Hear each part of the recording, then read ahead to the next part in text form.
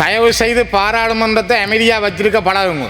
நாங்கள் காலையில் இருந்து 2 மணி மட்டும் இதில் இருக்கிறோம் பேசுகிறதுக்கு. பிறகு நீங்கள் எங்களை பேசுங்கன்னு கூப்பிட்டு விட்டு நீங்கள் வேறு இன்னும் காய்ச்சி கொண்டிருக்கிறீங்க. தேசபந்து தென்னக்கோன் அவர்கள் நடந்து கொண்ட முறையும் அவருடைய சித்திரவதை கூடங்களும் அவர் இந்த நாட்டிலே செய்த அநியாயங்களுக்கும் தீர்ப்பு கிடைக்க வேண்டும் என்பதில் நாங்கள் மிக தெளிவாக இருக்கிறோம். 1998ஆம் ஆண்டு CSU என்னை அரெஸ்ட் பண்ணியிருந்தது. வவுனியாவில் என்னை கைது செய்தார். 26 நாட்கள் நான் வவுனியா போலீஸ் நிலையத்திலே நான் தடுத்து வைக்கப்பட்டு போலீசாரால் சித்திரவதைக்கு உள்ளாக்கப்பட்டு 26 நாட்களுக்கு பிற்பாடு குற்றப்புலனாய்வு பிரிவினரால் அந்த காலத்திலே மிக கொடூரமாக பாதிக்கப்பட்டவர்களில் நானும் ஒருவன். தமிழர்களுடைய மனித எலும்புக்கூடுகள் வருவதற்குரிய கொலையாளிகள் யார்? இதை யார் செய்தார்கள்? தேசபந்து தென்னக்கோனுக்கு நீங்கள் கொண்டு வர நீதி, தமிழர்கள் பாதிக்கப்பட்ட தமிழர்களை கொண்டு வர இன்னும் நீங்கள் தயாராக இல்லை.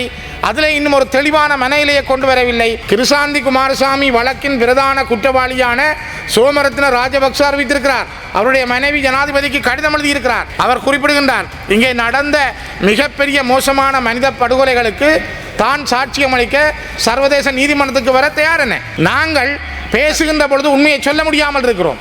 எங்களுடைய விஷயங்களை கொஞ்சம் நீங்கள் செவிசாயுங்கள். கௌரவ தலைமை தாங்கும் உறுப்பினர்களை முதல் தயவு செய்து பாராளுமன்றத்தை அமைதியாக வச்சிருக்க பழகுங்க. முதல் ஒருத்தருக்கு உரையாற்றுறதுக்கு சந்தர்ப்பம் கொடுத்தால் நாங்கள் காலையில் இருந்து 2 மணி மட்டும் இதில் இருக்கிறோம் பேசுகிறதுக்கு. எதிர்கட்சி என்று சொல்லிக்கொள்கிற வகையில் எதிர்கட்சியில் முதல்வரால் பேசுகிறார். பிறகு எங்களுக்கு இருக்க வேண்டிய நேரத்தை இன்னொருவருக்கு கொடுப்பட்டது. பிறகு திருப்பி எங்களுக்கு வராமல் அது வேறொரு பக்கத்தை போகுது. என்ன அறம்? இது என்ன நீதி? இந்த பாராளுமன்றத்தில் என்ன இது என்ன நீதியாக நீங்கள் பார்க்குறீங்க?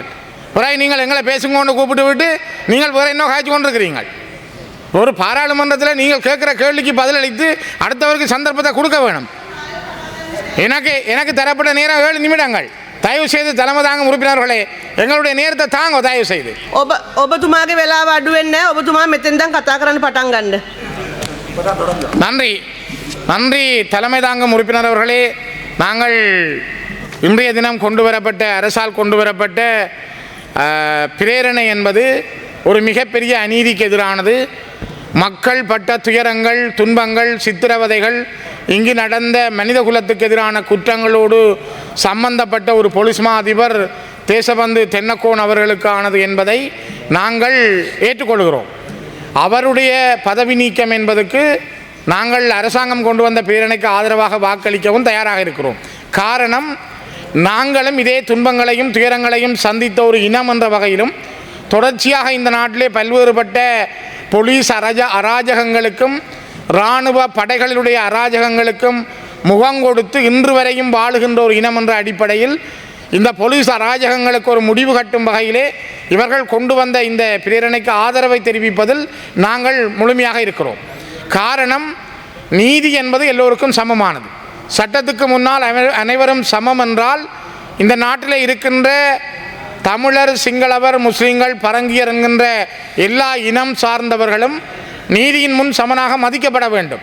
இந்த நாட்டினுடைய நியாயாதிக்கம் பேணப்பட வேண்டும். இந்த நாட்டினுடைய சட்ட ஆட்சி நேர்மையானதாக இருக்க வேண்டும். அந்த சட்ட ஆட்சி பாராளுமன்ற ஆட்சியினூடாக ஒரு தீர்ப்பை மக்களுக்கு சொல்லக்கூடியதாக இருக்க வேண்டும். அந்த வகையிலே தேசபந்து தென்னக்கோன் அவர்கள் நடந்து கொண்ட முறையும் அவருடைய சித்திரவதை கூடங்களும் அவர் இந்த நாட்டிலே செய்த அநியாயங்களுக்கும் தீர்ப்பு கிடைக்க வேண்டும் என்பதில் நாங்கள் மிக தெளிவாக இருக்கிறோம். குறிப்பாக இந்த நாட்டிலே அதிகமான துன்பங்களையும் துயரங்களையும் சந்தித்தவர்கள் நாங்கள் தமிழர்கள். 1998ஆம் ஆண்டு CSU என்னை அரெஸ்ட் பண்ணியிருந்தது. வவுனியாவில் என்னை கைது செய்தார். 26 நாட்கள் நான் வவுனியா போலீஸ் நிலையத்திலே நான் தடுத்து வைக்கப்பட்டு போலீசாரால் சித்திரவதைக்கு உள்ளாக்கப்பட்டு 26 நாட்களுக்கு பிற்பாடு நீதிமன்றத்தில் கொண்டு போய் என்னை விடுதலை செய்தார்கள்.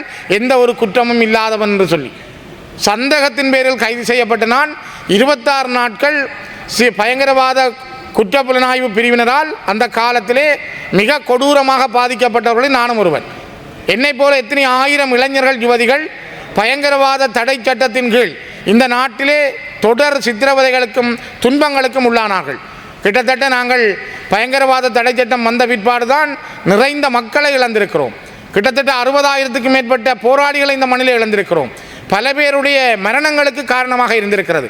அதனை தங்களோட கையிலே வைத்திருந்த இந்த போலீசார் போலீசாருடைய சட்டங்கள் இன்றைக்கும் மிக அநியாயமான பக்கங்கள் பலதுண்டு. ஆகவே தேசபந்து தென்னக்கோன் அவர்கள் மீது கொண்டு வந்த பிரேரணை சரியானது என்பதைத்தான் நாங்கள் வலியுறுத்த விரும்புகிறோம். இது ஒரு நபர் தனிய தென்னக்கோன் மட்டுமல்ல, இந்த நாட்டில் இருந்த பல போலீஸ் மா அதிபர்கள், இந்த நாட்டில் இருந்த பல போலீசார் மிக மோசமாக நடந்து கொண்டார்கள் என்பதற்கு பல வரலாறுகள் உண்டு, பல படுகொலைகளுக்கு காரணம் உண்டு. உதாரணத்துக்கு செம்மணியிலே நேற்று வரைக்கும் 155 மனித எலும்புக்கூட்டு தொகுதிகள் எடுக்கப்பட்டிருக்கின்றன. கடந்த 1ஆம் தேதி வெள்ளிக்கிழமை நான் செம்மணியை சென்று பார்வையிட்டிருந்தேன்.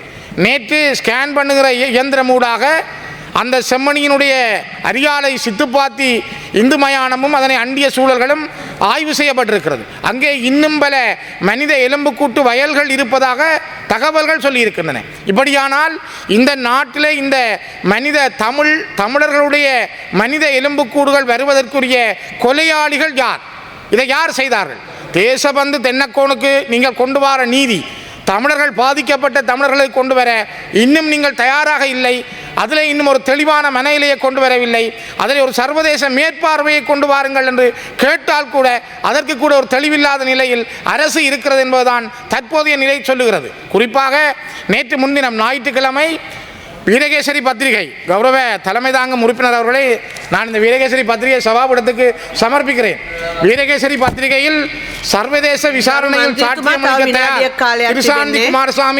கிருசாந்தி குமாரசாமி வழக்கின் பிரதான குற்றவாளியான சோமரத்ன ராஜபக்ச அறிவித்திருக்கிறார். அவருடைய மனைவி ஜனாதிபதிக்கு கடிதம் எழுதியிருக்கிறார். அவருடைய மனைவி சிங்களத்திலே எழுதிய கிட்டத்தட்ட 4-5 பக்கங்களை கொண்ட கடிதம் நான் இந்த சபாபீடத்துக்கு சமர்ப்பிக்கிறேன். 6 பக்கங்களில் சோமரத்ன ராஜபக்சருடைய மனைவி எழுதிய கடிதத்தையும் நான் சபாபீடத்துக்கு சமர்ப்பிக்கிறேன். கன்சாட்டில் சேர்க்க முடியுமானால் தயவு சேருங்கள். அவர் குறிப்பிடுகின்றார், இங்கே நடந்த மிகப்பெரிய மோசமான மனித படுகொலைகளுக்கு தான் சாட்சியம் அளிக்க சர்வதேச நீதிமன்றத்துக்கு வர தயார் என, சர்வதேச விசாரணையில் சாட்சியம் அளிக்க தயார்.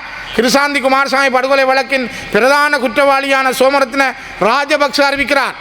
அவரது மனைவி ஜனாதிபதிக்கு கடிதம் எழுதுகிறார்.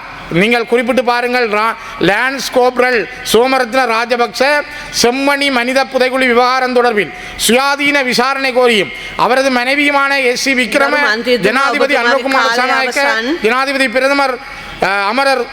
பிரதமர் கரணி அமரசூரிய, நீதியமைச்சர் கர்சன நாணயக்கார ஆகியோருக்கு கடிதம் ஒன்றை அனுப்பி வைத்திருக்கிறார். தயவு செய்து தலைமை தாங்கும் உறுப்பினர்களை இன்னும் என்ற 7 நிமிடம் வர இல்லை. தயவு செய்து நீங்கள் 1 நிமிஷம் தாருங்கள். நாங்கள் பேசுகின்ற பொழுது உண்மையை சொல்ல முடியாமல் இருக்கிறோம். எங்களுடைய விஷயங்களை கொஞ்சம் நீங்கள் செவிசாயுங்கள். தனது கணவர் சோமரத்ன ராஜபக்ச சட்டவிரோதமான முறையில் தண்டிக்கப்படுகிறார். எனவே செம்மணி விவகாரம் தொடர்பில் சர்வதேச விசாரணை ஒன்றை முன்னெடுக்குமாறும் அதில் சாட்சியம் அளிப்பதற்கு தான் தயாராக இருப்பதாகவும் தனது கணவர் தெரிவித்துள்ளார் என திருமதி எஸ்.சி. விஜய விக்ரம தெரிவித்திருக்கிறார். அவருடைய கடிதம் இருக்கிறது, அவருடைய செய்தி இருக்கிறது. தயவு செய்து இந்த விடயம் தொடர்பிலே நீங்கள் தனியே தேசபந்து தென்னக்கோனுடைய விடயத்துக்குள் மட்டுமல்ல, இங்கு நடந்த தமிழ் மக்கள் மீதான இனப்படுகொலை, அவர்கள் மீது புரியப்படுகிற தொடரான கட்டமைக்கப்பட்ட இனப்படுகொலைகளுக்கு நீதி விசாரணை என்பது வேண்டும். ஆகவே இந்த செம்மணி விவகாரத்தில் இவர் சோமரத்ன ராஜபக்ச அவர்களை நீங்கள் சர்வதேச விசாரணைக்கு தயார்படுத்துங்கள். உண்மை வெளியில வரட்டும். அது சிங்கள மக்களுக்கு நீதியை தருவதாக இருக்கட்டும். அதனை நான் இன்றைய நாளில் அதனை மிக முக்கியமான ஒரு கருப்பொருளாகவும் நான் வலியுறுத்துகிறேன். தயவு செய்து இதனை செய்யுங்கள்.